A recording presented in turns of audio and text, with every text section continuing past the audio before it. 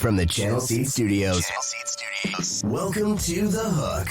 A look behind the lines with Mike Palm and Ken Miller. Powered by Circa Sports Iowa. Sports betting the way it should be. This is Iowa Everywhere.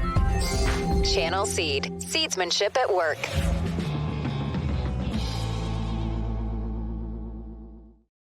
And hello again, everyone, and welcome to another episode of The Hook. My name's Ken Miller. You can hear myself and my radio partner, Trent Condon, in Des Moines on Des Moines Sports Station, KXNO, 106.3 KXNO, weekdays from 11 until 1. My co-host for The Hook is the Vice President of Operations at Circa Sports, a native Iowan who'll be back in his home state next week. A little a little vacation, rest and relaxation as he brings the family back to see Mom. Good to see you, Mike Palm. How are you going into this long holiday weekend? Good morning, good afternoon, Kenny. I'm excited to get back. We land in Cedar Rapids on Monday, I think just afternoon or early afternoon, and then drive up to Dubuque. Short drive, really. I'll be in Dubuque for the 4th of July. So nice. Sure we'll see some fireworks. They shoot them off down by the river and get to a good vantage point up on top of the hill and enjoy it. Yeah, something I'm sure you've done many times over your life growing up, right? Oh yes, Yes. It's a big night there, and it's a nice setting because of the bluffs there in Dubuque that you can have a lot of good vantage points for the fireworks. I bet you can. What about your travel itself? Were you able to find a direct flight? Well, Allegiant flies in and out of Cedar Rapids every Monday and Friday. So that's how I did the trip 5 years ago. Come on Monday, leave on Friday. Or you can do Friday to Monday, but I'd rather have the extra day in there. And, I think we're going to get over to Chicago on Wednesday, just sort of do a day trip. My wife hasn't been there, and maybe we'll go to Navy Pier and see what else she wants to do. I told her not 10 things in a day like New York, though, because I got to drive. We're driving another 3.5 hours when we're done. So. Yeah, it's a little hectic, New York. That's for certain. Navy Pier, you'll have a blast. I'm sure you spent a lot of time growing up, day trips over. It's such a great city in the summertime, isn't it? It really is because of the lake, and my dad. We grew up Cubs fans, so we would get over for 1 or 2 series a year. Although what he liked to do, he liked to go to St. Louis to watch the Cubs play. Really? How come? Well, he always thought for kids and stuff, and I was the only child. There was a lot, the Arch and Knott's Berry Farm and stuff like that, and we would stay in the hotel right across the street from Busch Stadium where the Cubs stayed, so he'd get to run into the Cubs and this and that. The Adams Mark? Yes. He worked for St. Regis Paper Company for many years. It became Georgia Pacific later, but Anheuser-Busch was one of their biggest clients. So we were able to get tickets like 6 rows behind home plate at Busch Stadium. So it was a great experience to be able to go down there and watch the Cubs. I'm talking about like 1978 through probably 1984, 85. We would go down once a year to Busch. I have not been to the new Busch Stadium, spent a number of days at the old one. What I remember about it, Mike, is the legroom in front of your seat. I've never been in a ballpark where you had more leg. I mean, usually, when you're walking in front of somebody, they have to stand up and you got to squeeze through. That wasn't the case at Busch.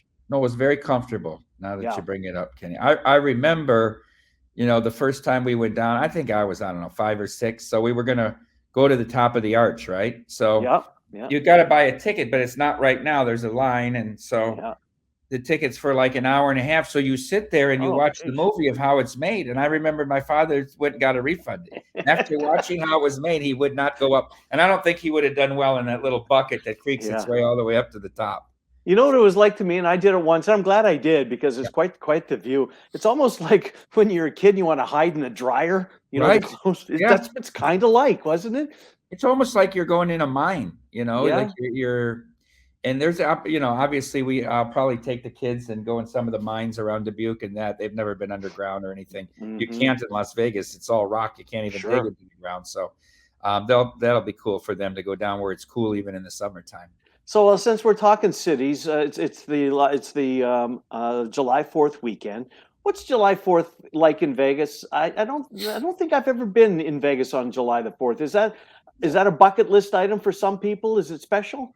No, I don't. I mean, we do fireworks shows. There's 3 or 4 different, but I actually think, like the fireworks shows on New Year's Eve are probably more impressive. Are they? Okay. They go more all out for New Year's Eve. So I say New Year's Eve in Las Vegas is much more of a bucket list than 4th of July.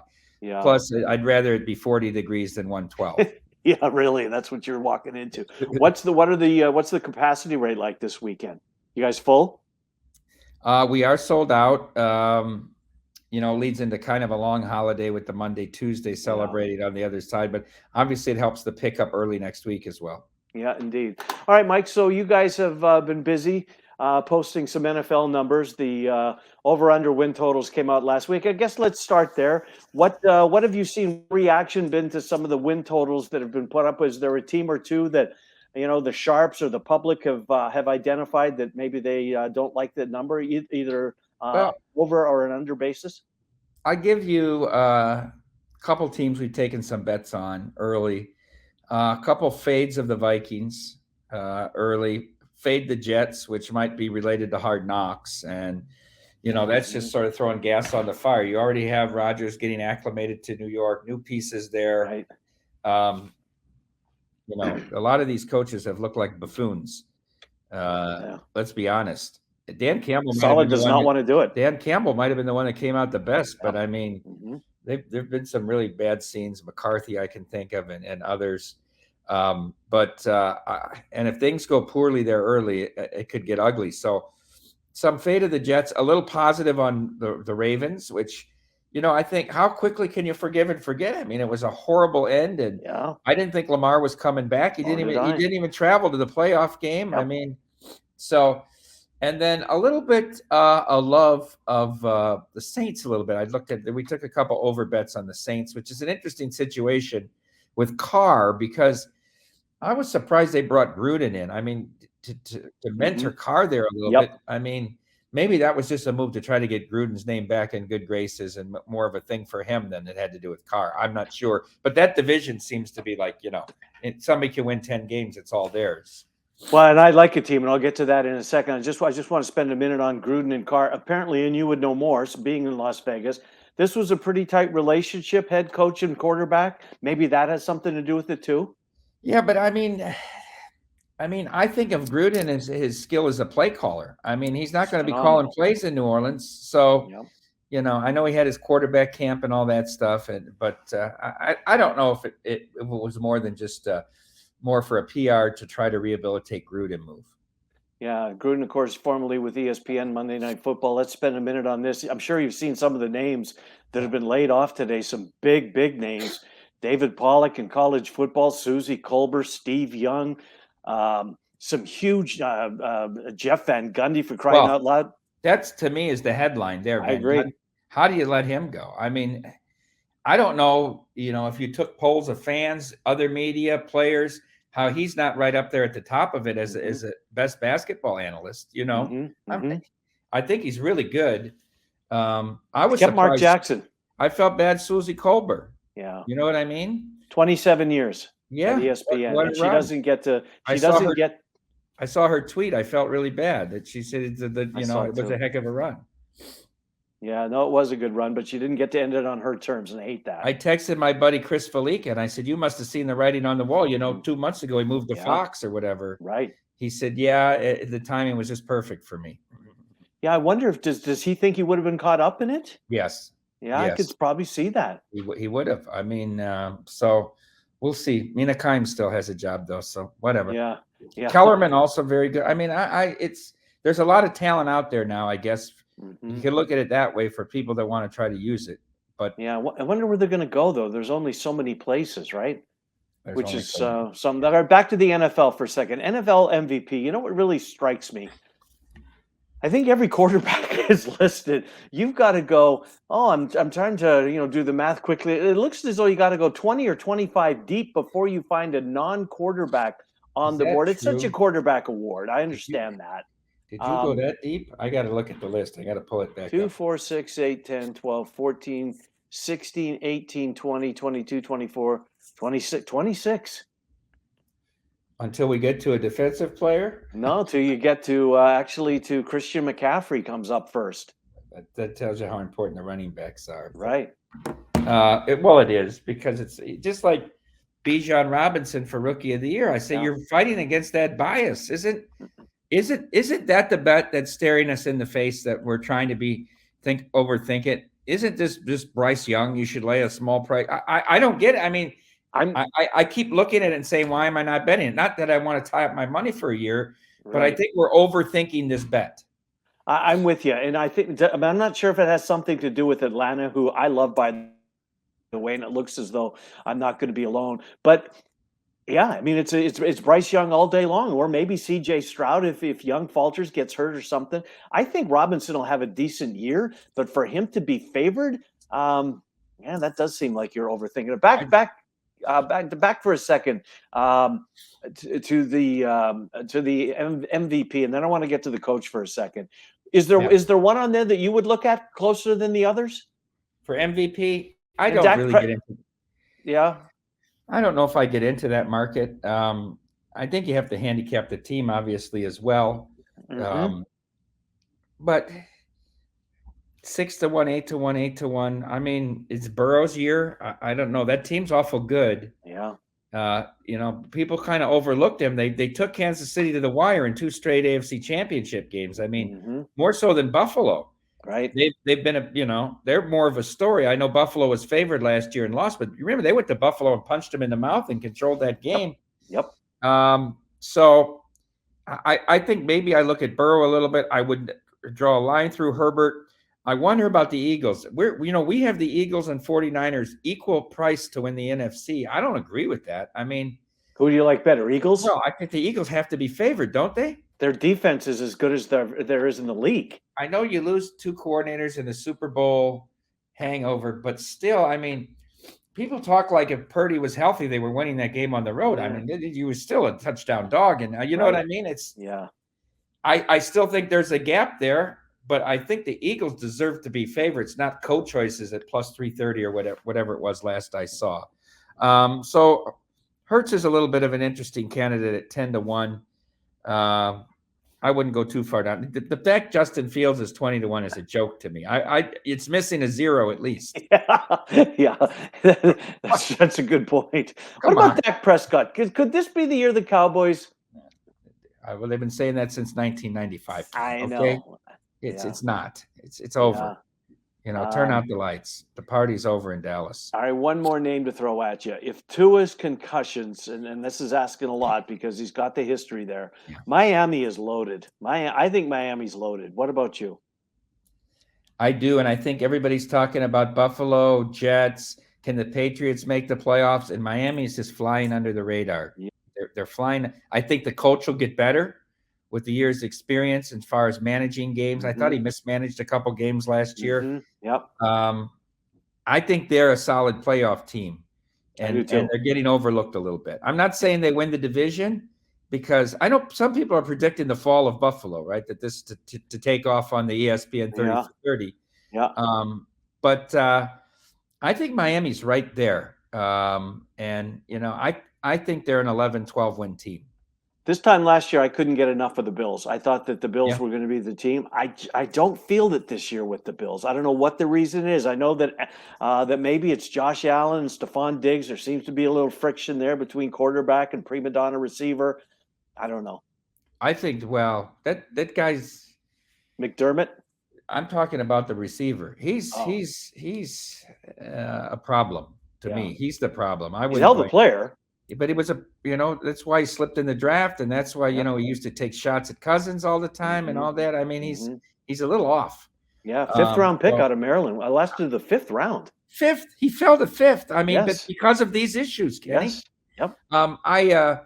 I just don't like a team that can't line up and run the ball. I mean, Buffalo's a team on 3rd and 2 that they can't run the ball. That's a problem to me. They're a change of pace. First down, you hand the ball off on 2nd and 7 as a change of pace. But they can't just line it up and run it. Allen is by far their best rusher, the quarterback. Yes. So that concerns me come playoff time. What about like a guy like a Dalvin Cook or Ezekiel Elliott still out there? Kareem Hunt's one of those guys that can pick up a couple of yards. Would that change your opinion on Buffalo? I think Cook's still got a few years left in him. Too. I mean, I'm surprised by that. He's still a productive back. I mean, and so it might change my opinion a little bit. You're right there. All right, let's talk a little baseball. We'll wrap up with the hockey, with the draft and the free agency on the horizon. See if you found the team yet. What have you seen in baseball this since we last spoke? I'm guessing that Atlanta's done nothing to change your opinion as to where you have them ranked. We did a mock draft, Mitch, Paul, and I, the other morning. So we each got 4 picks.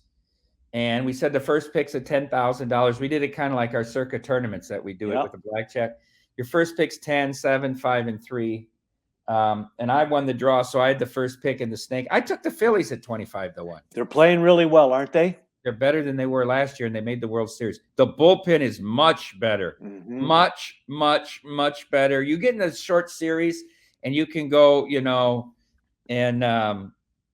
and line up 3 good pitchers in a short series. Because I think Suarez gives you 5 or 6 good innings every time out. Mm-hmm. You know what I mean? Mm-hmm. With the 1-2 punch of Wheeler Nola. And the bullpen's good. They haven't had their full lineup together yet. This one's out, that one's out. Harper was out.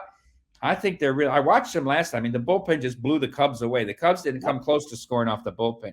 I think Philly makes the playoffs, and I think they cause some damage in the playoffs. I just can't take the Braves at 4-1. I mean, are they the most likely to win? Yes. But 4-1, what value does that give you to monetize your ticket once the playoffs come? What did you get the Phillies at? 25-1. That's a great price.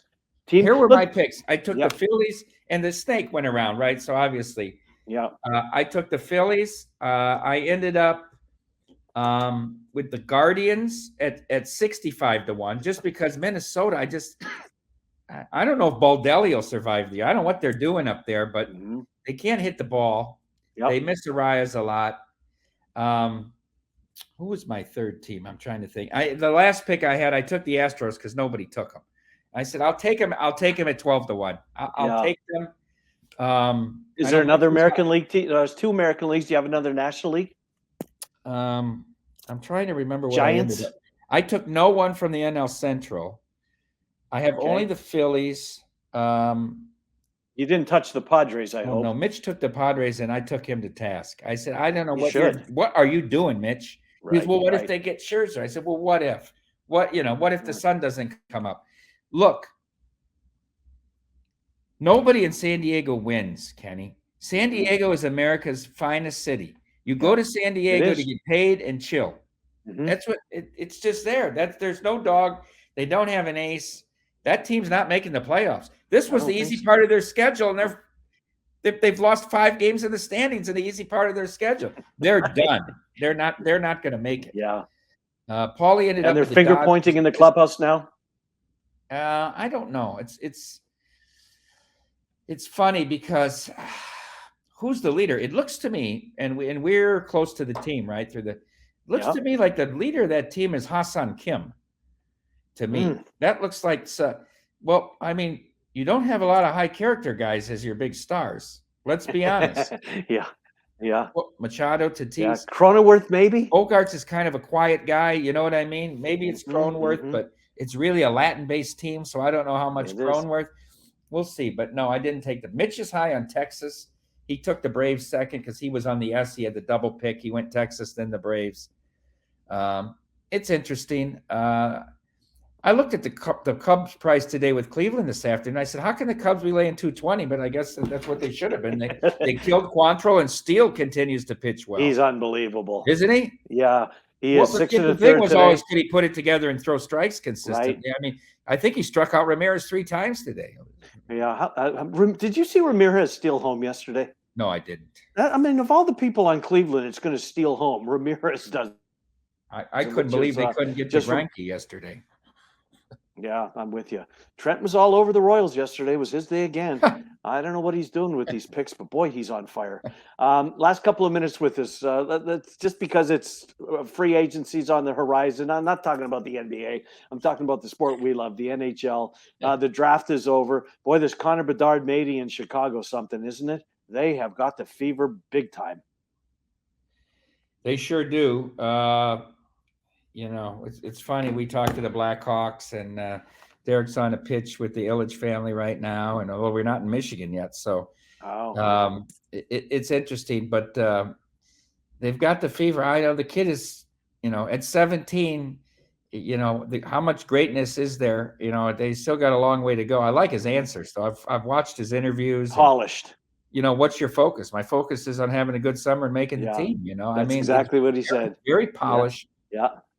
So the franchise needed something, right? I mean, this was the dominant franchise 10 years ago that was clearly the best team in hockey. Obviously, you can't keep a team together, but to win 3 Stanley Cups is as close to a mini dynasty as we had at Tampa Bay out in this century. So it's good, and we're going into Illinois. It's good to get, we want all sports to be vital there. The Bears, the Bulls, not really competitive, right? The Hawks haven't been, and so the Cubs kind of making a little ground. Maybe they got a shot at a wild card or even to win that division. The White Sox won the last 2. I have a 300-1 ticket, but they've blown so many games. It's hard. So that's a good thing. I didn't go too deep into this draft. Neither did Carey Price, obviously, who couldn't with the Austrian kid's second name. I'm surprised. I read every story for the next 2 days. Nobody mentioned, he took time off to get treated for alcoholism. I thought somebody would mention that. Yeah. Nobody. It's funny to think he's been around a long time, right? He's the goaltending win leader at that franchise by a lot. And they've had some goalies. Yeah. By a lot over, Jacques Plante and Ken Dryden retired at relatively early. Dryden quit like Koufax way early. Yep. Very, very short, dominating careers. Here's another one, Patrick Roy. Roy was third.